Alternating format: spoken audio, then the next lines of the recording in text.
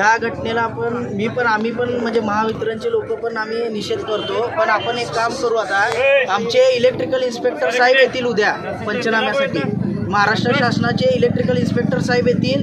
आपण मॅक्सिमम जेवढा positive report आमच्याकडनं देता येईल, म्हणजे महावितरणकडून असू दे किंवा आपल्या महाराष्ट्र शासनाकडनं असू दे, हे सगळं आम्ही देऊ। आपण जे पंचनामा आहे, आता आम्ही तलाठी साहेबांचा जो पंचनामा आहे तो पंचनामा असू द्या किंवा आपल्या पोस्टमॉर्टम रिपोर्ट असू द्या, त्याच्या अकॉर्डिंगली आपण जेवढी मॅक्सिमम मदत करता येईल ह्या शेतकऱ्याला आणि ह्या संकटातून त्याला कसं आपल्याला पाठबळ देता येईल किंवा एक मदत देता येईल ते आपण निश्चितच करू। आणि ह्याचा आम्ही आमचे जे वरिष्ठ कार्यालय आहे, वरिष्ठ कार्यालयाला पण आम्ही या गोष्टी कळवलेल्या आहेत। आणि आपलं जे लाईनचा आराखडा आहे, आता ही आपण जिथं उभारलो आहे या लाईनला पण आपण बघू शकता की इकडे स्पेसर लावलेले आहेत। या सेम टाईपचे स्पेसर्स तिथं होते, पण हे जे सेंटर पॉईंट आहे तिथून तो कंडक्टर तुटल्यामुळे ही दुर्दैवी घटना झालेली आहे। हे आपण काय बाबा कुणी जाणून बुजून करणार नाही।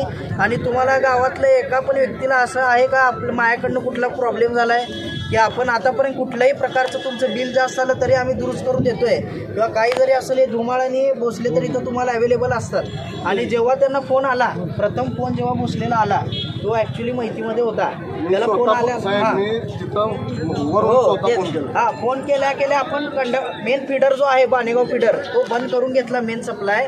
आणि तिथं घटनास्थळी पाणी केल्यावर हे जे मिडल हे स्टेज झालंय हे एकदम दुर्दैवी घटना आहे। पण मॅक्झिमम मदत करायचा प्रयत्न करू। एखादा राजकारणी माणूस नाही आहे इथं आश्वासित करायला आणि तुम्हाला तो मिळेल आणि ते मिळणार नाही असं नाही। ते एकदम जबाबदार अधिकारी आहेत आणि ते अधिकारी तुम्हाला सांगत आहेत आणि ती मदत तुम्हाला मिळणारच आहे। पोलीस प्रशासन पण तुमच्यासोबतच आहे।